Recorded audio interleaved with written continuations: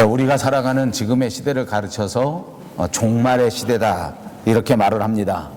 그리고 이 마지막 시대에 오면 우리 문화가 또 그리고 우리 사람들의 삶의 모습이 얼마나 타락할 것인가, 그것은 우리가 말로 다 할 수 없을 만큼 또 우리가 상상할 수 없을 만큼 그렇게 극심한 모습으로 나타나게 될 것이다 하는 것이 성경이 우리에게 가르쳐주는 내용입니다. 그러니까 마지막 때가 되면 될수록 사람은 점점 더 타락해가고 사람의 문화도 또한 점점 더 타락해가고 이렇게 우리들 사이에서는 그야말로 죄악이 관영하게 되고 큰 환란이 우리에게 다가오게 된다는 것입니다. 이런 마지막 시대, 이런 종말의 시대 속에서 과연 우리가 어떻게 살아야 할 것인가, 이것은 정말 우리 신앙인들에게 있어서 중요한 화두가 아닐 수가 없습니다. 점점 어려워질 것이요, 점점 타락해 갈 것이요, 점점 큰 환란이 우리 앞에서 기다린다고 할 때에 과연 우리는 어떻게 살아야 할 것인가? 우리는 영성의 삶을 살아야 할 줄로 믿습니다. 영성 있는 삶을 살다가 이 마지막 시대를 잘 통과해서 우리를 기다리시는 그분 예수 그리스도를 만나는 역사가 저와 여러분에게 꼭 있어야 할 줄로 믿습니다. 그러면 영성의 삶이 무엇인가? 저는 이 영성의 삶을 우리들에게 가장 행복하고 복된 삶이라고 정의하고 싶습니다. 그러나 여전히 문제는 남습니다. 영성의 삶이 우리 인간에게 가장 행복한 삶이요, 우리가 가장 복된 삶이라고 하는 것은 정의를 내릴 수 있는데, 문제는 하나님께서 우리에게 말씀하실 때에 우리가 가장 행복하고 우리가 가장 복된 삶이 어떤 것인가 하는 것은 영성의 삶이 분명한데, 우리 믿는 사람들조차도 우리 스스로가 어떻게 사는 것이 가장 행복한 것인가, 어떤 행복을 위하여 내가 노력하고 있는가 하는 것을 살펴본다고 하면 하나님이 우리에게 주시는 영성과 우리가 생각하는 행복과는 머나먼 거리가 있는 것이 아닌가 하는 생각을 할 수밖에 없습니다. 우리는 영성의 삶을 산다고 하지만 그러나 우리는 너무나 심하게 돈이나 명예를 찾아서 육체의 건강을 찾아서 살고 있는 모습을 보이기 때문입니다. 돈 많은 사람, 그것이 가장 영성 있는 사람이다. 다시 말하면 돈 많은 것이 인생의 가장 큰 행복이다 라고 생각하지 않는가? 이 세상의 높은 자리에 올라가서 많은 사람들에게 인기를 얻고 많은 사람들이 높여준다고 하면 그것이 가장 복된 삶이 아닌가? 이렇게 우리 스스로가 생각한단 말입니다. 여러분 스스로에게 한번 물어보시기 바랍니다. 얼마나 이런 생각을 가지고 계시는가? 또 한번 묻겠습니다. 과연 여러분들은 지금 이 시간 얼마나 영성의 삶을 살고 있는가? 다시 뒤집어서 묻습니다. 지금 이 시간 여러분은 과연 행복하십니까? 제 질문에 여러분들이 대답하시기 곤란할 것입니다. 아마도 여러분들은 누구나 다 영성의 삶을 산다고 대답할 것입니다. 왜냐하면 주님께서 우리를 부르셨고 우리는 복된 교회 속에서 하나님 앞에 나름대로 최선을 다하는 사람들이기 때문입니다. 그러므로 나는 분명히 그리스도인이요 하나님 앞에 자랑스러운 그리스도인이 틀림없습니다. 그러므로 우리는 영성의 삶을 부족하지만 살고 있습니다.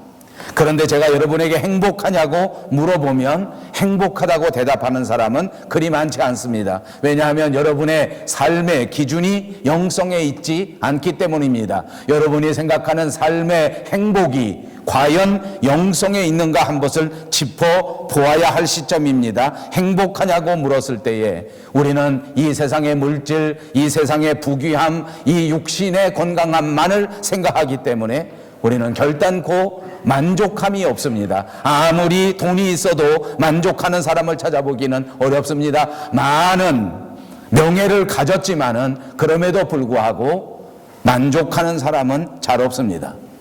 세상에서 살면서 돈을 너무나 추구하기 때문입니다. 돈이 우리를 편리하게 해주는 것은 분명한 사실입니다. 돈이 우리로 하여금 어느 정도 만족감을 주는 것은 분명한 사실입니다. 그러나 또 한 가지 우리가 다 알고 있는 것이 있습니다. 그것은 그 돈을 추구하는, 그 돈을 축적한 그 노력 때문에 우리는 반드시 그 대가를 치르고 있는 것입니다.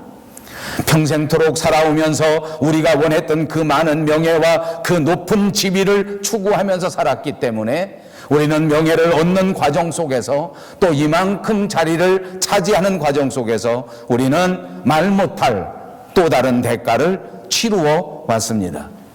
만약 우리가 말씀의 은혜 속에서 산다고 하면, 깊은 영성의 삶을 살아간다고 하면 우리는 정말 이 땅 위에서 참다운 복된 생활을 누릴 수 있게 될 줄로 믿습니다. 우리가 영성의 삶으로 돌아갈 때에 하나님께서 우리를 기다리시는 그 예수 그리스도의 재림이 우리에게 복된 소식으로 다가오게 될 줄로 믿습니다. 옆에 있는 분들과 인사합니다. 성경대로 믿고 성경대로 실천합시다.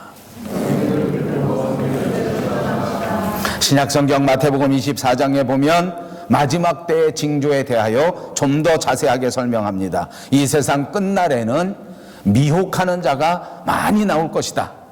미혹하는 자가 이 세상에 많이 나올 것이고, 그리고 이제까지 겪어보지 못했던 큰 환난과 큰 재난이 이 세상에 있을 것이다.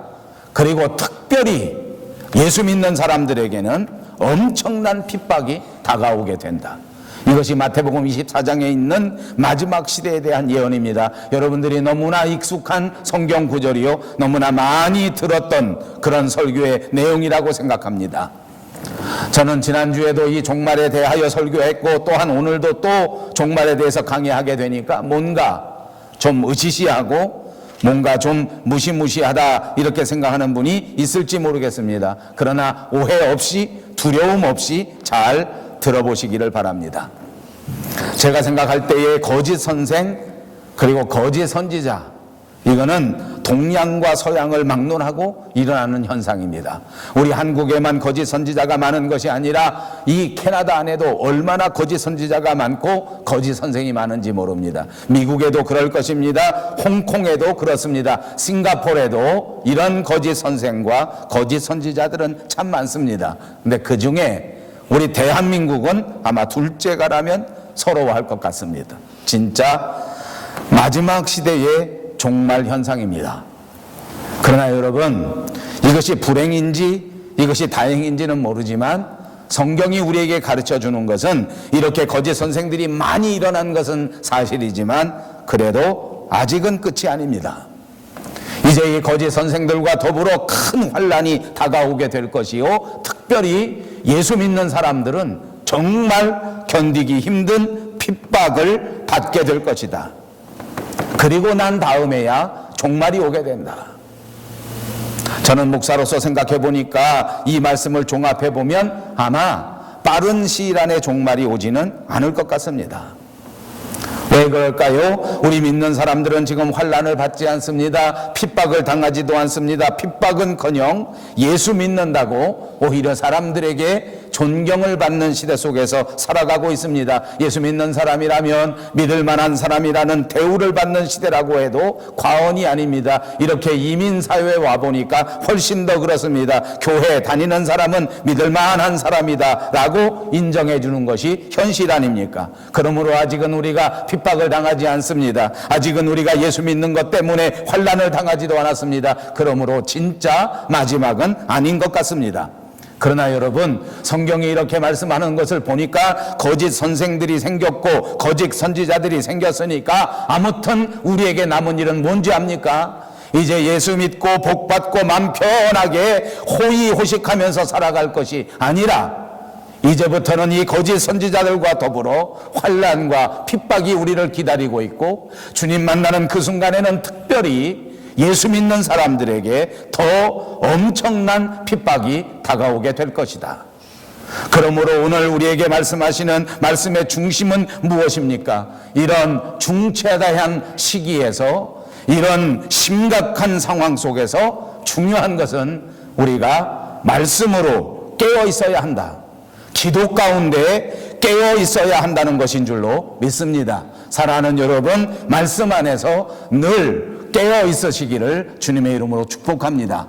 이제 우리의 남은 시절이 만만치 않기 때문입니다. 이제 저와 여러분에게 앞두고 있는 이 미래가 결단코 간단하지 않단 말입니다. 이제는 더 이상 세상에 빠져 있을 때가 아닙니다. 이제는 더 이상 이 세상의 기쁨에 도취해 있을 때가 아닙니다. 조만간 예수 믿는 일로 하여 핍박과 환난과 어려움이 닥쳐올 것이요, 그 이후에야 이 세상의 종말이 있고 우리가 그토록 기다리던 예수 그리스도의 재림이 있을 것입니다. 아무나 이 환난을 통과하지 못할지 모릅니다. 우리들 가운데 행여나 낙오자가 생길지도 모를 일입니다. 정신을 똑바로 차리고 말씀 안에서 그리스도 안에서 깨어있는 여러분 꼭 되시고 우리 밴쿠버 영성교회가 꼭 되시기를 다시 한번 주님의 이름으로 축복합니다. 오늘 본문 구절을 보십시오. 악한 자의 나타남은 사탄의 활동을 따라 모든 능력과 표적과 거짓 기적과 함께 나타난다고 말씀하지 않습니까? 그리고 연이어서 말씀합니다. 평소에 말씀을 믿지 않고 진리를 믿지 않고 세상을 좋아하고 불의를 좋아하고 물질만 좋아하는 사람들은 이미 심판을 받은 자요, 이미 멸망받기로 작정된 자들이다. 이것이 이미 이루어진 하나님의 심판이라고 볼 수 있다고 우리에게 가르쳐 준 것입니다. 여러분, 마지막 시대의 교회를 핍박하고 그리스도인들을 핍박하기 위하여 나타나는 거짓 선지자, 거짓 선생들은 오히려 큰 기적과 이적을 동반하여 사람들을 미혹한다는 것입니다.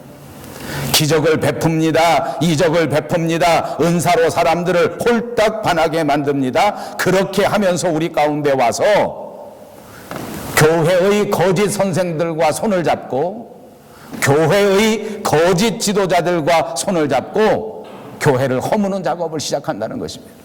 교회를 쑥대밭으로 만들어버립니다. 교회를 교회 같지 않게 만들어버립니다. 여러분, 이 설교 말씀의 중심 내용은 무엇입니까? 표적과 기적과 이사는 거짓으로도 나타날 수 있다 하는 것입니다. 여러분, 이 말씀 명심하십시오. 거짓말로도 기적을 일으킬 수 있다. 거짓말로도 은사를 보일 수 있다. 거짓말로도 기도하면 역사가 나타날 수도 있다. 그러니까 기적이라고 무조건 따라갈 것이 아니요, 그러니까 불이 떨어진다고 해서 정신 못 차리고 따라갈 수 없다는 것입니다. 왜냐하면 이런 것들이 마지막 때에는 거짓으로 이루어지기 때문입니다. 베드로후서 2장 1절과 3절에 보면 거짓 선지자와 거짓 선생들이 많이 나타나서 마지막 시대에 우리를 혼란하게 만들 것이라고 예언해 두었습니다. 거짓 선지자들과 거짓 선생들은 공통점을 가지고 있습니다. 어떤 공통점인가 하는 것을 말씀드려 보겠습니다. 첫째는 거짓 선지자나 거짓 선생들은 양심이 없습니다. 양심대로 하지 않습니다. 그 속에 악한 영이 사로잡고 있기 때문에 사람을 미혹하고 사람을 속일지언정 양심적으로 생활하지 않는다는 것입니다. 두 번째, 그들의 특징이 있다고 하면 재산을 필요 이상으로 많이 가지고 있습니다. 거짓 선생들을 보십시오. 미혹하는 종교를 보십시오. 진짜 얼마나 돈이 많은지 모릅니다. 통일교를 보니까 그 가진 재산이 정말 어마어마하더군요. 이번에 서울에서 오는 신문 기사를 보니까 신천지라고 하는 이상한 그런 무리들은 CBS 방송국 앞에서 데모를 하는데 수만 명이 나타나서 엄청난 인원, 엄청난 재정을 가지고 있다. 필요 이상으로 돈을 많이 가지고 있다. 이게 거짓 선생들, 거짓 선지자의 특징입니다. 아무리 말을 해도 다른 핑계가 안 됩니다.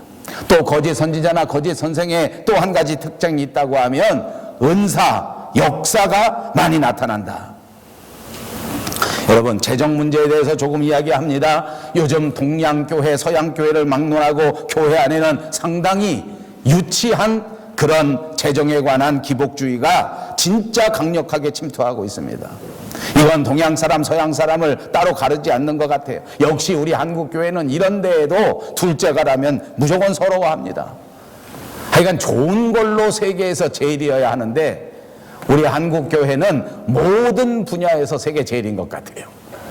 좋은 것도 많아요. 기도를 열심히 하는 거, 교회를 열심히 섬기는 거, 이런 것도 세계 제일입니다. 그런데 보니까 진짜 이 거짓 선생들과 더불어 교회를 허무는 미혹하는 사람들도 세계 제일이에요. 잘못된 신학을 받아들이는 것도 세계 제일이에요. 둘째가라면 서러워해. 얼마 전에 우리 한국 조국의 유명한 교회에서 아주 유명한 사람이 엄청난 책을 쓰고 그리고 그 책을 가지고 다니면서 전 세계로 세미나를 하는데, 시리즈로 하는데, 그 중에 왕의 재정이라고 하는 그런 책하고 그런 세미나가 있었습니다. 왕의 재정. 진짜 웃기는 것입니다. 물론 겉으로 들여다보면 이 왕의 재정이라고 하는 책, 왕의 재정이라고 하는 세미나는 이것을 하나님 앞에서 우리 그리스도인들이 어떻게 재정을 관리해야 된다, 하나님 앞에서 어떻게 우리가 이 재정을 가지고 써야 된다 하는 것을 말하는 것처럼 보일지 모르지만, 가만히 들어보면 이것은 변형된 기복주의입니다. 어떻게 하든지 그리스도인의 관심을 돈으로 돌리는 것입니다. 왕의 기도라는 책도 있었습니다. 병을 고치는 운동입니다. 세미나입니다. 겉으로 볼 때는 훌륭한 것 같으나 가만히 들어보십시오. 이것은 모든 사람들의 관심을 육체적 질병으로 거꾸로 잘못 인도하는 것입니다. 육체는 건강할수록 훌륭합니다. 건강하면 좋습니다. 그러나 육체에 연약함이 있다고 해서 하나님의 신앙과 관계가 있는 것은 아니란 말입니다. 지난 주간에 텔레비 뉴스를 보니까 북한에서는 얼마나 우스꽝스러운 일이 벌어지는 줄 압니까? 평양 시내에서는 장애인을 찾아보기가 어렵답니다. 왜냐하면 정부가 장애인들을 다 색출해서 전부 사람 안 보이는데 외곽에다 갖다가 숨겨놓기 때문입니다. 저는 그걸 보면서 웃었습니다. 그러나 웃을 수만은 없었던 것은 제가 어렸을 때만 해도 우리 조국 대한민국도 그랬습니다. 우리 반 안에서 소아마비를 앓고 있는 아이가 있다고 하면 모든 사람들이 왕따를 시키고 모든 학부모들이 다 싫어했습니다. 그리고 학부모들이 그런 사람들과 같이 놀지 말라고 했습니다. 얼마나 유치합니까? 얼마나 바보 같은 일입니까? 똑같은 일이 교회에서 일어납니다. 사람들이 열광하고 사람들이 환호합니다. 왕의 재정이라니까 좋아합니다. 물질적 축복을 말하니까 좋아합니다. 왕의 기도라고 하니까 좋아합니다. 무조건 질병에서 나을 수 있다고 하니까 박수를 치고 환호를 합니다. 겉으로 볼 때는 이 모든 것들이 하나님을 따라, 은혜를 따라 이렇게 신앙으로 벌어지는 것처럼 보여질지 모르지만 결국은 하나님을 빙자해서 물질의 축복을 추구하고 하나님을 빙자해서 육신의 건강을 추구하는 잘못된 기복신앙이요, 잘못된 번영신학입니다. 여러분, 우리가 예수 믿고 하나님 앞에 신앙생활하는 것은 무엇입니까? 하나님을 믿고 하나님을 사랑하는 것입니다. 하나님을 믿고 하나님을 의지하는 것입니다. 하나님이 내게 어떻게 하셨든지 간에, 하나님이 나를 어떤 길로 인도하시든지 간에, 하나님이 나를 어떻게 사용하시든지 간에 하나님의 은혜에 감사해서 하나님 앞에 충성하는 것이야말로 진정한 신앙의 모습이 아닙니까? 여러분, 우리의 모든 관심은 오로지 하나님, 그리고 하나님의 나라이어야 한다는 말씀입니다. 눈을 들어 하늘을 보십시오. 천국의 소망으로 여러분의 인생을 가득 채우시기를 주님의 이름으로 축복합니다. 영적인 구원이 우리 인생의 가장 중요한 목적이라고 하는 것을 결코 잊지 마시기를 바랍니다. 하나님이 우리에게 주시는 기쁨, 하나님이 우리에게 주시는 말씀, 하나님이 우리에게 주시는 영성, 이것을 날마다 묵상하고 이것을 날마다 간직하고 이것과 함께 기뻐하시는 여러분들 되시기를 주님의 이름으로 축복합니다. 어떤 교회 가면 예배를 드리다가 사람들이 벌떡 일어나 소리를 지르고 뒤로 넘어집니다. 뒤로 넘어지기만 하면 옆에 있는 사람들은 마구 박수를 치면서 환호를 합니다. 여러분, 그러나 입신을 많이 한다고 해서 그 사람이 변화되는 것은 아닙니다. 성경의 역사는 무엇입니까? 하나님께서 우리 속에 역사하셔서 우리 죄인들이 변하여 새 사람 되는 것이 성령의 역사인 줄로 믿습니다. 물론 넘어지는 것도 중요합니다. 물론 육신의 질병을 고침받는 것도 중요합니다. 물론 가난에서 벗어나는 것도 중요합니다. 그러나 하나님의 관심은 저와 여러분이 변하여 새 사람 되어 하나님의 사람이 되는 진정한 변화, 인격의 변화, 영성의 변화를 바라시는 줄로 믿습니다. 그리고 이렇게 변화된 사람은 성령의 열매를 통해서 알 수 있는 것입니다. 성령의 열매를 보면 이것이 진짜인지, 성령의 열매를 보면 이것이 거짓말인지를 알 수 있단 말입니다. 여러분, 사탄이 우리를 공격할 때에 그 무기는 뭔지 압니까? 주로 협박입니다. 사탄이 우리를 공격할 때 가장 강력한 무기는 우리의 미혹입니다. 우리를 이렇게 미혹해서 두렵게 만들고 우리를 협박해서 두렵게 만드는 것입니다. 그래서 성도들이 날마다 근심하게 만들고 날마다 성도들이 고민하게 만들고 그리고 성도들에게 두려움을 줘서 앞뒤를 분간하지 못하게 만들고 그것 때문에 결국은 정상적인 신앙의 길을 걸어가지 못하고 실족하고 넘어지도록 만들어버린단 말입니다. 그러므로 여러분, 근심하는 것, 걱정하는 것, 흔들리는 것 다 마귀가 우리에게 불러들이는 것입니다. 그러므로 지금 이 순간 생각하십시오. 걱정, 근심이 있다는 것은 믿음이 없다는 것이요, 걱정과 근심 때문에 염려가 많다고 하는 것은 사탄이 여러분의 마음속에 들어왔다는 것이요, 그럼에도 불구하고 주저앉아 있다는 것은 기도하지 않고 말씀 묵상하지 않았다는 증거입니다. 예수님을 보십시오. 예수님도 사탄을 만났습니다. 예수님을 보십시오. 예수님에게도 사탄이 염려를 주고 걱정을 주고 근심을 주고 두려움을 주기 위하여 협박하였습니다. 예수님은 기도의 사람이었습니다. 예수님은 말씀으로 무장하여 말씀으로 이 사탄의 협박과 이 사탄의 공격을 물리치셨던 것입니다. 우리가 말씀으로 무장되어 있다면 우리도 예수님처럼 이 사탄의 공격을 물리칠 수 있게 될 줄로 믿습니다. 말씀이 있는 자에게는 사탄이 역사하지 못합니다. 믿음이 있는 자에게는 사탄이 역사하지 못합니다. 그러나 여러분, 믿음이 없는 사람은 하나님이 역사하시지 않습니다. 기도하지 않는 사람에게는 성령이 역사하지 않습니다. 말씀을 붙들고 말씀으로 무장하지 않고는 이 믿음의 싸움에서 결코 이길 수 없는 것입니다. 여호수아가 가나안 정복을 위해서 하나님 앞에 부름을 받고 이스라엘의 지도자로 세움을 받았을 그때에 하나님께서 하신 말씀이 무엇입니까? 두려워하지 말라. 마음을 강하게 하고 담대히 하라. 놀라지 말라. 내가 너와 함께 하리라. 거듭해서 말씀하셨습니다.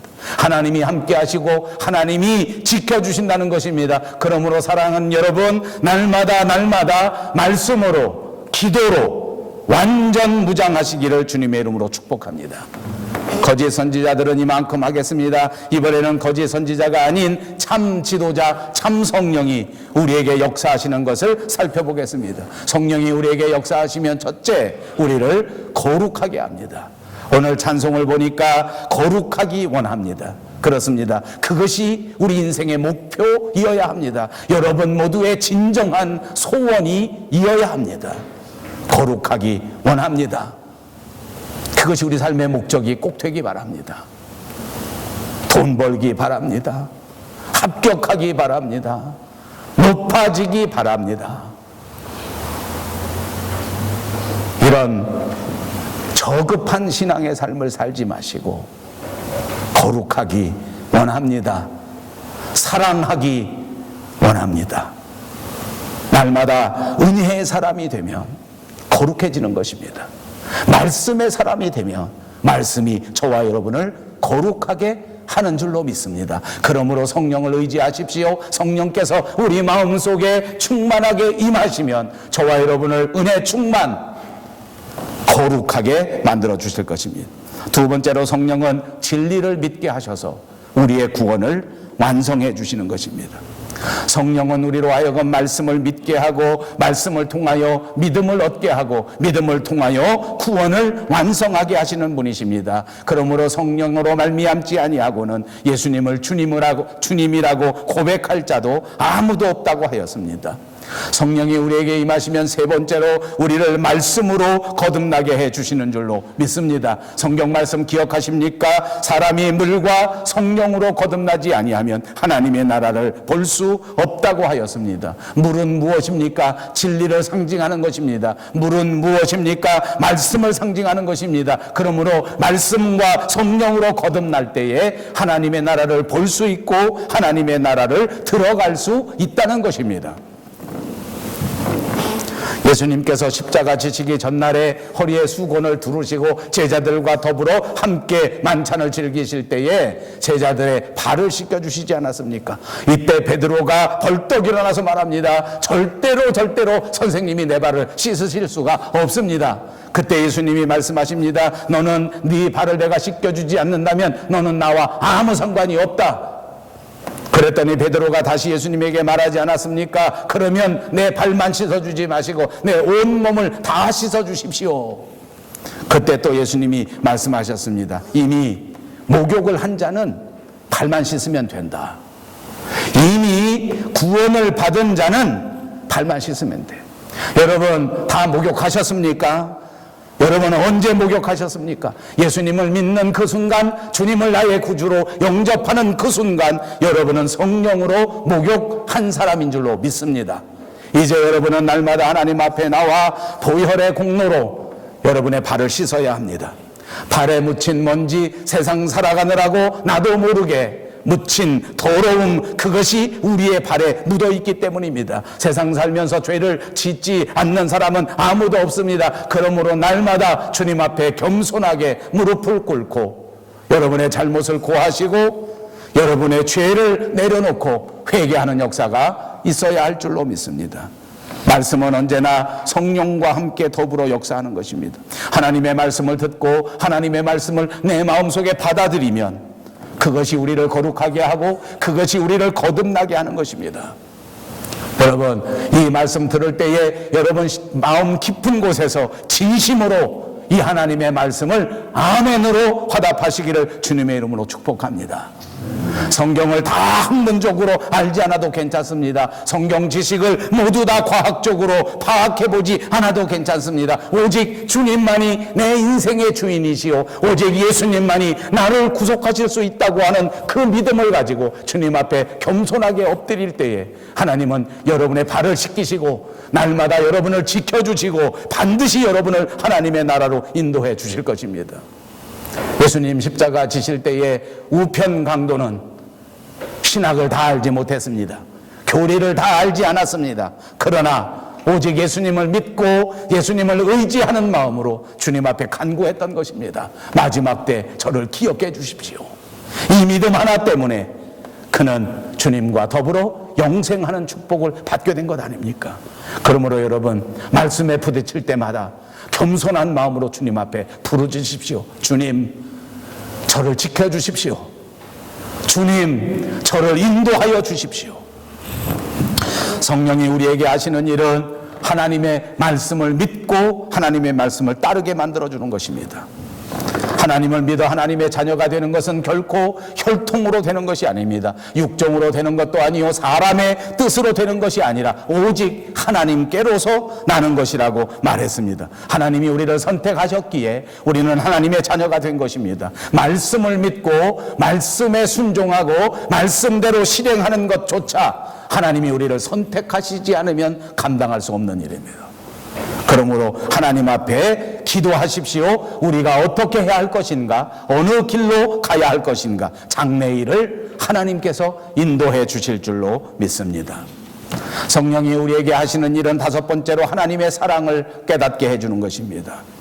여러분, 성도라면 누구나 성경 읽다가 하나님의 사랑을 깨닫게 되는 사람들을 가르쳐 성도라고 하는 것입니다. 여러분, 하나님의 말씀 성경책을 읽다가 감동이 되어 눈물을 흘려본 적이 있으십니까?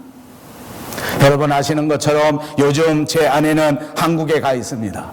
그리고 저는 3주간 동안 우리 트리니티 웨스턴에서 하는 수업에 거의 매일 매여 있었습니다. 집에 들어와서 아내도 없고 아무도 없고 하니까 제 책상을 조금 정리하다 보니까 옛날에 제가 제 아내에게 보냈던 연애 편지가 그대로 다 보관이 되어 있더라고요. 정말 기가 막힌 게 뭔지 압니까? 제가 그 연애 편지를 보니까 얼마나 유치한지 내가 쓴 게, 야, 어떻게 내가 이렇게 치사하게 이렇게 썼을까? 근데 내가 이 편지를 보다가 정말 놀란 것은 내가 편지 10장 썼는데 제 아내는 답장이 한 장도 있습니다. 그 한 장에도 저는 이만큼 쓰는데 2줄, 3줄 이렇게 써 있어요. 근데 보니까 결혼하고 난 다음에 첫 번째 제 생일날 제 아내가 쓴 편지가 있더라고요. 그건 좀 길게 써서요. 길게 썼다고 해야 반 페이지밖에 안 돼. 그걸 읽어보는데 아내가 없으니까 얼마나 이 감동이 오는지. 옆에 제 아내가 없으니까 갑절로 감동이 오는 거예요. 편지의 한 절 한 절이 내 마음속에 다시 새겨오는 30년 만에 옛날에 그 풋풋했던 그 뜨거운 사랑을 내 마음속에 다시 되새겨주는 거예요. 눈물이 나진 않았지만 날 듯 말 듯 했습니다. 여러분, 사랑을 깨닫게 해주는 것도 말씀이요, 사랑을 깨닫게 해주는 것도 성령이야. 왜 성경 읽어도 사랑을 깨닫지 못할까? 왜 하나님의 말씀을 읽으면서도 이 뜨거운 사랑을 깨닫지 못할까?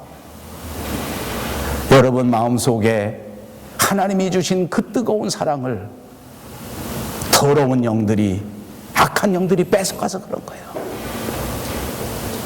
다 무디게 만들어놔서 그런 거예요. 제가 이 편지 이번 주간에만 읽은 거 아니에요. 집에다 모셔놓고 가끔 읽습니다. 옛날엔 이런 감동이 없었습니다. 10년 전, 20년 전에도 읽었을 겁니다. 이사할 때, 짐 정리할 때 또 읽었습니다. 그때 감동 없었습니다. 왜? 이사 가느라고 바빠서. 왜? 먹고 사느라고 바빠서. 여러분, 하나님 말씀에 왜 감동이 없는 줄 알아? 너무 사느라고 바빠서, 너무 돈 버느라고 바빠서, 너무 성공하려고 바빠서 진짜 중요한 하나님의 사랑 부딪히질 않는 거예요. 깨닫질 못하는 거예요. 여러분, 오늘 성령 앞에 간구하시기 바랍니다. 성령이 도와주시면 이 말씀 한 절 한 절이 내 가슴 깊은 곳에 들어와 하나님의 뜨거운 사랑으로 우리를 품어주시면 우리는 다시 용기를 내서 이 세상을 승리하고 우리를 위하여 예비하신 그 하나님의 나라, 예수님의 나라에 넉넉히 들어가는 믿음의 용사들이 다 될 줄로 믿습니다. 성령이 우리에게 임하시면 말씀으로 이단과 미혹의 영도 구별하게 만들어 주십니다. 길가에 뿌려진 씨앗이 싹도 나기 전에 새들이 와서 다 먹어버리듯이 길가와 같은 마음을 가진 사람들은 하나님의 말씀이 들어오기도 전에 마귀가 나타나서 다 말씀을 낚아채버리는 것 아닙니까? 성령의 사람은 그 말씀이 뿌리를 내리고 말씀이 무럭무럭 자라나서 이 세상에 미혹하는 영들, 이단의 영들, 잘못된 거짓 선생들을 다 물리칠 수 있게 될 줄로 믿습니다. 여러분, 우리는 정말 더 조심해야 합니다. 제가 설교를 시작할 때 이제 우리의 앞날이 만만하지 않다고 말씀드렸습니다. 제가 신앙생활을 해보니까 교회를 다니는 사람들이 교회 다니지 않았던 사람보다 훨씬 더 힘들어질 겁니다. 여러분, 우리는 먼저 교회 다녔으니까, 나는 평생 예수 믿었으니까 난 걱정 없다. 제가 목회 생활 해보니까 아니더라고요. 처음 믿은 사람이 오히려 복된 것 같아요. 처음 믿으면 착착착착 받아들여. 근데 이상하게 교회를 오래 다니면 감동이 없어. 밋밋해. 다 해봐서. 옛날에 다 해봐. 밋밋해요. 이래가지고 어떡하나.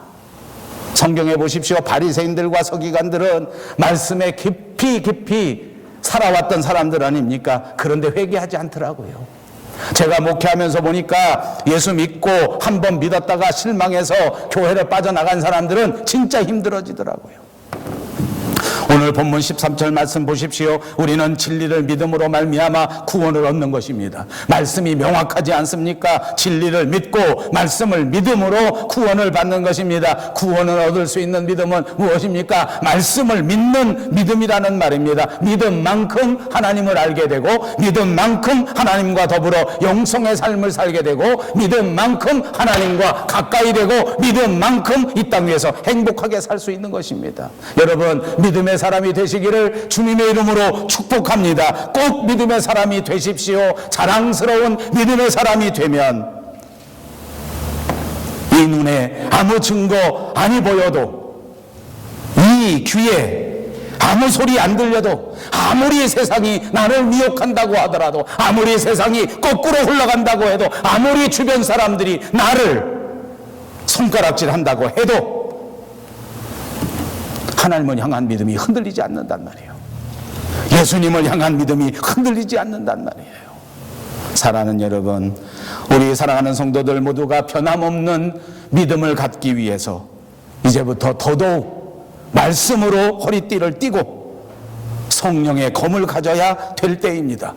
내 힘으로 하려고 하지 마십시오. 내 힘으로 아무리 거룩하게 살아본다고 애를 쓴다고 할지라도, 아무리 내가 내 힘으로 노력한다고 할지라도 어느 한순간에 더러운 생각이 들어와 버리면 금방 다시 옛날 사람으로 돌아가.